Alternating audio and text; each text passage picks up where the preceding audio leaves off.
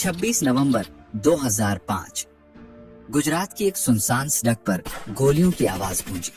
खबर आई एक कुख्यात गैंगस्टर शोराबुद्दीन शेख का एनकाउंटर हो गया। लेकिन ये कोई आम पुलिस कार्रवाई नहीं थी। ये था एक पॉलिटिकल चेस बोर्ड का चालाक मूव। उस वक्त किसी ने नहीं सोचा था कि एक छोटा सा पीवीसी पाइप बनाने वाला लड़का आने वाले वक्त में हिंदुस्तान की सियासत का सबसे ताकतवर होम मिनिस्टर बनेगा। लेकिन दोस्तों, अमित शाह की कहानी सीधी रेखा नहीं, ये तो एक भूल भुलैया है जिसमें हर मोड़ पर सस्पेंस, आरोप, जेल की ठंडी रातें और सत्ता की गंध है। 22 अक्टूबर 1964 मुंबई में एक गुजराती परिवार में एक बच्चे ने जन्म लिया। नाम रखा गया अमित अनिल चंद्र शाह। परिवार सीधा साधा नहीं था। उनके पिता अनिल चंद्र शाह सिर्फ बिजनेसमैन नहीं बल्कि गुजरात में पीवीसी पाइप्स के बड़े निर्माता थे। बचपन से ही अमित ने देखा था कि नेटवर्क कैसे बनाया जाता है, डील कैसे फाइनल होती है और पावर का इस्तेमाल कैसे किया जाता है। महसाना में स्कूलिंग पूरी करने के बाद उन्होंने अहमदाबाद के CU शाह साइंस कॉलेज से बायोकेमिस्ट्री में ग्रेजुएशन किया। लेकिन अमित का दिल लैब में नहीं, लॉबी में था। उन्हें साइंस नहीं, सत्ता का विज्ञान समझना था। कहानी का असली मोड़ आया 1978 में, जब मात्र 14 साल की उम्र में उन्होंने RSS की शाखा ज्वाइन की। वहीं से शुरू हुआ उनका असली प्रशिक्षण, अनुशासन, संगठन और लंबी योजना का हुनर। यही 3 हथियार आगे चलकर उनकी राजनीति की सबसे बड़ी ताकत बने। शाखा में मिट्टी की खुशबू के साथ साथ उन्होंने सत्ता की महक भी महसूस की। 1982 अहमदाबाद में 2 लोगों की मुलाकात होती है। उस मुलाकात की गूंज आने वाले दशकों तक हिंदुस्तान की राजनीति में सुनाई देने वाली थी। एक तरफ थे नरेंद्र मोदी, RSS के सीनियर प्रचारक। दूसरी तरफ थे अमित शाह, 14 साल छोटे मगर उतने ही तेज और महत्वाकांक्षी। पहली नजर में ये बस एक साधारण मुलाकात लगती है, लेकिन वाकई में ये था एक पॉलिटिकल अलायंस का जन्म। अमित शाह का दिमाग बिजनेस की तरह चलता था, ठंडा, कैलकुलेटेड और लंबी सोच वाला। मोदी ने उनमें वो देखा जो बाकी नहीं देख पाए, मैदान संभालने वाला आदमी। एक दिन मोदी ने कहा, अमित, राजनीति में रिश्ते नहीं, मौके बनते हैं। शाह मुस्कुराए और जो मौका समझ ले वही खेल पलट देता है। 1990 तक अमित शाह पारिवारिक बिजनेस में तो थे, लेकिन दिल उनका बीजेपी की गलियों में भटकता था। उन्होंने भारतीय जनता युवा मोर्चा से शुरुआत की, लोकल इलेक्शंस में अपनी जड़ें जमाई और धीरे धीरे अहमदाबाद की पॉलिटिक्स में नाम कमाने लगे। वो हर छोटी मीटिंग में मौजूद रहते, हर पोस्टर के पीछे उनका दिमाग होता। लोग कहते, ये लड़का कुछ बड़ा करेगा। किसी को क्या पता था, बड़ा का मतलब इतिहास के पन्नों में दर्ज हो जाएगा। फिर आया साल 2001। गुजरात की धरती कांप उठी। भूकंप जिसमें 20,000 से ज्यादा लोग मारे गए। पूरा प्रदेश हिल गया और साथ में सत्ता की कुर्सी भी। मुख्यमंत्री केसुबाई पटेल ने इस्तीफा दिया और तभी आया वो पल जिसने पूरी कहानी बदल दी। नरेंद्र मोदी बने गुजरात के नए मुख्यमंत्री और उनके साथ साथ उठे अमित शाह भी, जैसे कोई साया जो वक्त के साथ न सिर्फ चला बल्कि आगे बढ़कर रास्ता बनाने लगा। उस दिन से जो सफर शुरू हुआ वो सिर्फ पॉलिटिक्स का नहीं था, वो एक चालाक खिलाड़ी की कहानी थी जो हर चाल सोच समझकर चलता है। क्योंकि अमित शाह जानते थे, राजनीति में जीतने वाला वही होता है जो अपनी खामोशी से तूफान पैदा करे। और यहीं से शुरू होती है अमित शाह और नरेंद्र मोदी की जोड़ी की असली कहानी। 2 दिमाग, एक मिशन। मोदी जी के हर कदम के पीछे एक शख्स खड़ा था जो सामने नहीं दिखता था, लेकिन हर मूव उसकी सोच से निकलता था। वही शख्स था अमित शाह। मोदी जी की इमेज को बनाना, क्राइसिस को संभालना और हालात को अपने हक में मोड़ देना, ये सब अमित शाह की ही कला थी। साल था 2002। गुजरात की गलियों में आग थी, नारे थे, अफरा तफरी थी। 3 दिन तक दंगे चल रहे थे, सैकड़ों जिंदगियां खत्म हो गईं। हिंदुस्तान हिंसा से अनजान नहीं, लेकिन गुजरात में जो हुआ उसने पूरे देश को हिला दिया। पुलिस थकी हुई थी, मीडिया गुस्से में थी और दुनिया की नजरें मोदी जी पर टिकी थी। लेकिन ऐसे वक्त में अमित शाह ने वो किया जो कोई सोच भी नहीं सकता था। क्राइसिस को अपॉर्चुनिटी में बदल दिया। उन्होंने मोदी जी की इमेज को हिंदू हृदय सम्राट की तरह गढ़ा। हर भाषण, हर कैमरे के फ्रेम में उन्होंने मोदी जी को वो चेहरा बना दिया जो जनता के गुस्से की आवाज बन गया। यहीं से मोदी और शाह की जोड़ी गुजरात की पॉलिटिक्स में अपराजय हो गई। 2002 से लेकर 2012 तक अमित शाह गुजरात में नरेंद्र मोदी के सबसे भरोसेमंद सिपाही बन गए। पहले एमएलए, फिर राज्य के गृह मंत्री। लेकिन इसी दशक में गुजरात के अंदर एक के बाद एक एनकाउंटर होने लगे। अखबारों में हेडलाइन बनने लगी, एनकाउंटर स्पेशलिस्ट अमित शाह। कुल 31 एनकाउंटर, पर 4 ऐसे जिनसे पूरा देश हिल गया। सादिक जमाल 2003, इशरत जहां 2004, शोराबुद्दीन शेख 2005 और तुलसीराम प्रजापति 2006। लेकिन इनमें से सबसे विस्फोटक था 26 नवंबर 2005 का शोराबुद्दीन एनकाउंटर। राजस्थान गुजरात बॉर्डर की ठंडी रात में एक कार को पुलिस ने रोका। अंदर बैठा था शोराबुद्दीन शेख, वही नाम जिससे आधे पुलिस अधिकारी डरते थे। कहा जाता था वो हाजी मस्तान गैंग से जुड़ा था। पुलिस का बयान था, वो भागने की कोशिश कर रहा था, हमें फायर करना पड़ा। लेकिन जब सीबीआई ने फाइलें खोली तो कहानी कुछ और निकली। रिपोर्ट कहती है शोराबुद्दीन को मुंबई से किडनैप किया गया था। उनके मुताबिक इस पूरी कार्रवाई के पीछे थे अमित शाह, उस वक्त गुजरात के गृह मंत्री। आरोप था कि शोराबुद्दीन बीजेपी के कुछ नेताओं को ब्लैकमेल कर रहा था और उसके पास ऐसे सबूत थे जो सब कुछ पलट सकते थे। सीबीआई ने कोर्ट में कहा कि इस ऑपरेशन के लिए 1 करोड़ रुपए का बजट तय किया गया था। जो पुलिस अफसर इस एनकाउंटर में शामिल थे उन्हें प्रमोशन दिया गया। एक ईमानदार आईपीएस अधिकारी अमित ठाकुर ने कोर्ट में बयान दिया, इस पूरे मामले में सिर्फ पुलिस नहीं थी, कुछ बहुत ताकतवर लोग भी शामिल थे, जिनमें अमित शाह का नाम था। जुलाई की गर्मी 2010, गुजरात का माहौल अचानक बदल गया। 25 जुलाई, वो दिन जब गुजरात के गृह मंत्री अमित शाह को गिरफ्तार किया गया और उन्हें जेल जाना पड़ा। कोर्ट के बाहर जब मीडिया ने पूछा, क्या आपको पछतावा है, शाह ने बस मुस्कुराकर कहा, राजनीति में जो खेलता है उसे हर चाल की कीमत पता होती है।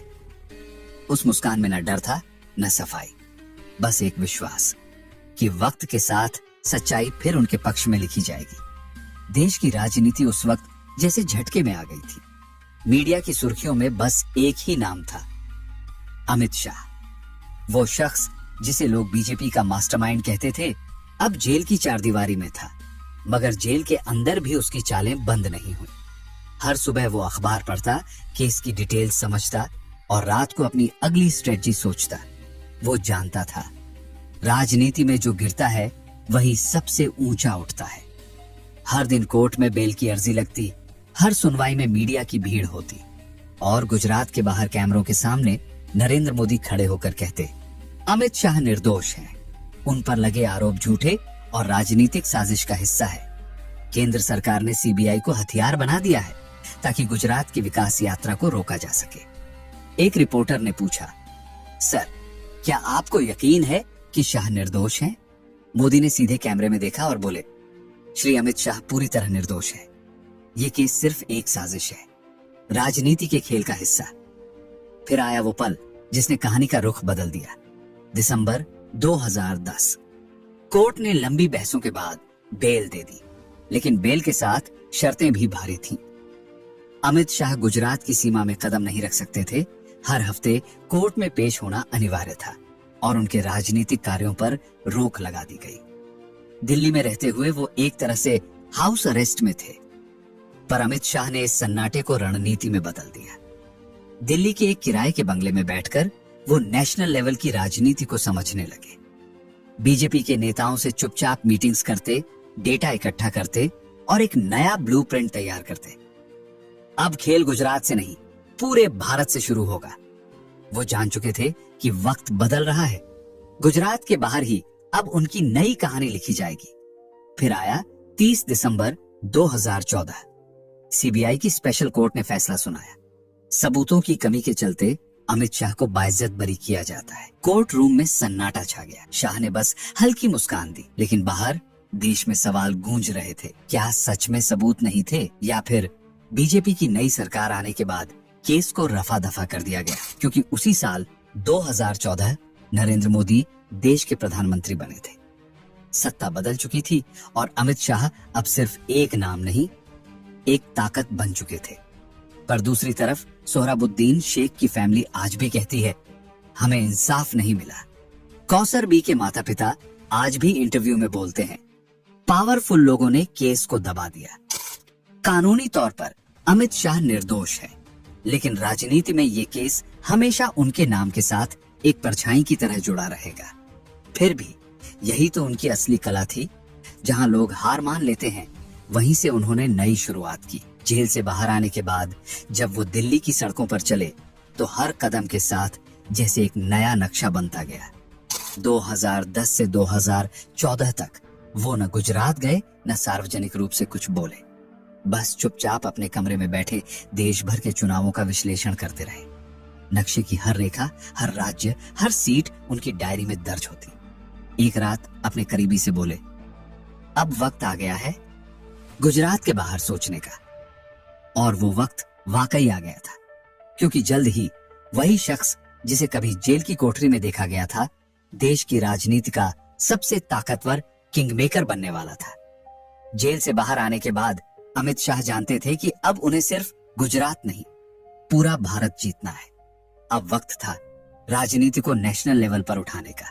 वो दिल्ली में बैठे दिन रात एक ही चीज पर काम करते, डेटा।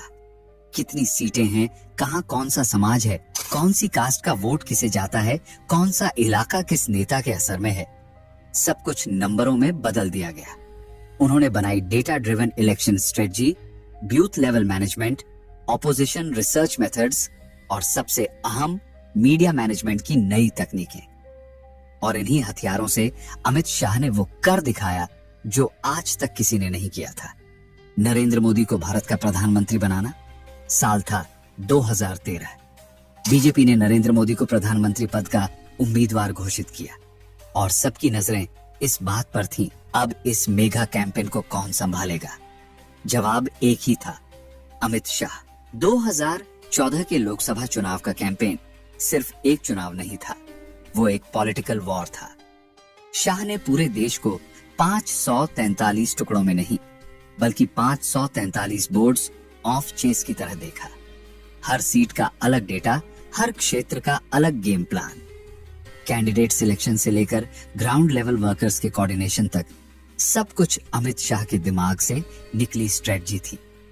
मोदी जी देश भर में रैलियां कर रहे थे, भीड़ उमड़ रही थी, नारे गूंज रहे थे, लेकिन हर रैली का वक्त, हर लोकेशन, हर कैमरे का एंगल, सब कुछ शाह की प्लानिंग के मुताबिक तय होता था। पहली बार देश के चुनावों में डिजिटल टेक्नोलॉजी को इस स्तर पर इस्तेमाल किया गया। पार्टी वर्कर्स के लिए मोबाइल ऐप लॉन्च हुआ, हर शहर में न्यूज फीड्स चलवाई गईं, सोशल मीडिया पर अब की बार मोदी सरकार की गूंज छा गई। फिर आया 16 मई 2014, वो दिन जिसने इतिहास बदल दिया। बीजेपी ने 282 सीटें जीतकर बहुमत हासिल किया और नरेंद्र मोदी बने भारत के प्रधानमंत्री। सत्ता के गलियारों में खुशी की लहर थी और उस लहर के पीछे खड़ा था एक शख्स, अमित शाह। मोदी जी ने बिना देर किए शाह को इनाम दिया, बीजेपी का नेशनल जनरल सेक्रेटरी। उन्हें सौंपी गई सबसे कठिन जिम्मेदारी, उत्तर प्रदेश। देश की मीडिया ने उन्हें नया नाम दिया, चाणक्य। उनकी छवि अब एक क्लीन, स्ट्रॉन्ग और स्ट्रेटेजिक मास्टरमाइंड की बन चुकी थी। फिर आया साल 2017, उत्तर प्रदेश विधानसभा चुनाव। कुल 403 सीटें, सामने गठबंधन था, कांग्रेस, सपा और बसपा का। लेकिन शाह बेहद आत्मविश्वासी थे। उनका फार्मूला सीधा था, cast equation plus Modi ji की लोकप्रियता प्लस विपक्ष की कमजोरियां। उन्होंने हर जिले के वोट पैटर्न को समझा, लोकल लीडर्स को जोड़ा और पब्लिक सेंटिमेंट को अपने पक्ष में मोड़ दिया। चुनाव नतीजे जब आए तो पूरा देश चौंक गया। बीजेपी ने 403 में से 312 सीटें जीत ली। वो रात अमित शाह के नाम थी।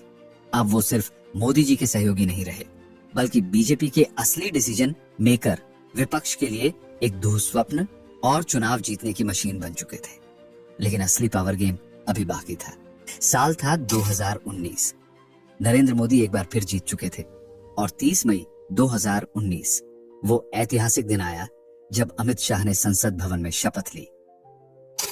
मैं अमित अनिल चंद्र शाह ईश्वर की शपथ लेता हूं कि मैं विधि द्वारा स्थापित भारत के संविधान के प्रति सच्ची श्रद्धा और निष्ठा रखूंगा।